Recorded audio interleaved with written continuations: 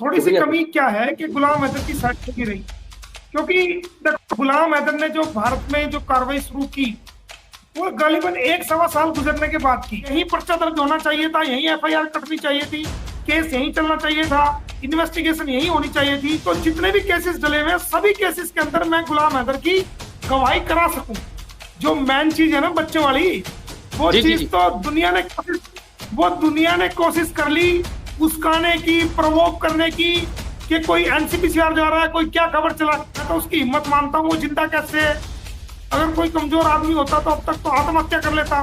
पूरी दुनिया बिल्कुल में उस बंदे को जलील होना पड़ रहा है। हैदर का जो ये केस बच्चों का हम कर रहे हैं, जो हमारे भारतीय लोग, जो हमारी भारत की बहनें, भारत की बेटियां, भारत की माएं, भारत के नौजवान, भारत के बुजुर्ग, भारत के यूट्यूबर्स और जो इंसानियत को मानने वाले हैं, सिर्फ और सिर्फ ये समझ कर के ये इंसानियत का केस है।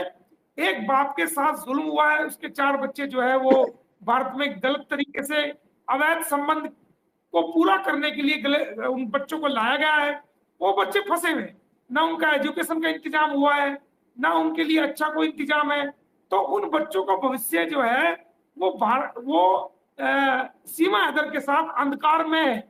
सचिन के साथ बच्चों का जीवन जो है वो अंधकार में है। अगर वो बच्चे आगे बढ़ सकते हैं, आगे पढ़ सकते हैं, तो वो अपने बाप के साथ ही आगे बढ़ सकते हैं। अपने सर। बाप के साथ ही आगे उनका जीवन सुरक्षित है। देखिए, भारत की जो न्याय व्यवस्था है बहुत अच्छी न्याय व्यवस्था है। न्याय प्रणाली बहुत अच्छी न्याय प्रणाली है। यहां पर समय लगता है क्योंकि हर दूसरा आदमी कोर्ट में केस फाइल कर रहा है आज के टाइम में। भाई का झगड़ा भाई के साथ, बहन का झगड़ा बहन के साथ, ये दुनिया में हर जगह हो रहा है, भारत में नहीं। कहीं प्रॉपर्टी का विवाद, कहीं पैसों का विवाद, कहीं जो है बाप के मरने के बाद जो प्रॉपर्टी बची वो हक नहीं मिला, कहीं उसका विवाद, मियां बीवी में झगड़े। अरे भारत की अदालतों में बहुत सारे केसेस का बर्डन है। ये कोई सीमा हैदर और गुलाम हैदर का केस नहीं है, हमारे भारतीयों के केस है। हमारे भारतीय न्यायालयों की जो लिस्ट है वो भरी पड़ी है। 4 4 6 6 महीने हम्म। से पहले कोई नंबर आता ही नहीं। इतनी नंबर ऑफ जजेस, जजेस भी क्या करें। और जो मैंने किया है, मैंने अपनी सारा लीगल काम जो बनता था वो सारा लीगल काम मैं कर चुका हूं। देखो, थोड़ी सी शुक्रिया सर। कमी क्या है कि गुलाम हैदर की साइड से गिर रही, क्योंकि देखो गुलाम हैदर ने जो भारत में जो कार्रवाई शुरू की वो गालिबन 1 सवा साल गुजरने के बाद की। तो जब तक सीमा ने पैर जमा लिए भारत में और मीडिया का उसको सपोर्ट मिल गया, क्योंकि मीडिया को तो मसाला चाहिए, उसको तो हम्म। टीआरपी चाहिए। और अगर उसको उसको कोई व्यक्ति पाकिस्तान का आके अपने ही देश को गाली देने लगे तो उससे बढ़िया मसाला क्या चाहिए उसको, और क्या है। चाहिए, बिल्कुल। वो तो सूट तो कर रही है उसकी उनको तो तो। टीआरपी बड़ी, हाँ और टीआरपी एक नंबर पे जाएगी। तो बिल्कुल। गुलाम हैदर ने जो क्लेम किया, वो 1 साल के बाद जो क्लेम किया वो सबसे बड़ा कारण है। अगर गुलाम हैदर सही टाइम पे हमारी भारत सरकार के सामने अपना क्लेम रख देता, भारत सरकार के सामने अपना केस रख देता, तो भारत सरकार हमारी ऐसी बेहतरीन और अच्छी सरकार है, वो हर किसी की सुनती है। हमारे माननीय नरेंद्र मोदी जी, हमारे गृह मंत्री आदरणीय श्री अमित शाह जी, वो बहुत ही संजीदा आदमी है और वो सच और झूठ और गलत और ठीक को समझते हैं। अगर वो गुलाम हैदर उनसे रिक्वेस्ट करता, कोई लेटर भेजता गृह मंत्रालय को, हमारे प्रधानमंत्री कार्यालय में कोई लेटर भेजता, तो इसकी जरूर सुनवाई होती। लेकिन अब सर, मामला अदालत में जा चुका है, तो सरकारें कुछ भी नहीं कर सकती। आपकी बात हमारे बजाय सर। देश की सरकार जब तक अदालत का फैसला, क्योंकि हमारे देश के अंदर जो न्यायिक प्रोसीडिंग है, जो न्यायिक तंत्र है, जो लीगल लीगल प्रोसेस है, जो न्यायालय है, जो कोर्ट्स हैं, जो अदालतें हैं, वो अलग हैं। और सरकारों के काम जो है वो अलग है। हमारी अदालतें ना तो सरकार के काम में इंटरफेयर करती हैं और ना हमारी सरकार हमारे न्यायालयों में इंटरफेयर करते हैं। अपना अपना काम बटा हुआ है। गुलाम हैदर का जो मामला है वो अब सब जुडिस है। जो सीमा हैदर वाला मामला है गुलाम हैदर की वाइफ का, तो जब तक चार्जशीट नहीं आ जाती, चार्जशीट आने के बाद कोर्ट भी क्या करेगा। जब तक चार्जशीट नहीं आई कोर्ट क्या करेगा बताओ। तो ये बिल्कुल सर। चार्जशीट सबसे पहले पुलिस डिपार्टमेंट का काम है, एडमिनिस्ट्रेशन का काम है। मैंने लिखा बिल्कुल। है उत्तर प्रदेश सरकार को, एडमिनिस्ट्रेशन को लिखा है कि जल्दी से जल्दी चार्जशीट पेश करें ताकि हम ट्रायल चला के इसको सजा दिलवा सकें। बिल्कुल लेकिन सर। चार्जशीट नहीं आ रही। उम्मीद है जल्दी, अगर चार्जशीट नहीं आई तो मैं कोशिश कर रहा हूं इस केस को उत्तर प्रदेश से हरियाणा में ट्रांसफर कराऊंगा। और यही ग्राउंड है कि ये सबसे पहले हरियाणा में पकड़ी गई, यही पर्चा दर्ज होना चाहिए था, यही एफआईआर कटनी चाहिए थी, केस यही चलना चाहिए था, इन्वेस्टिगेशन यही होनी चाहिए थी, और लेकिन ऐसा नहीं हुआ।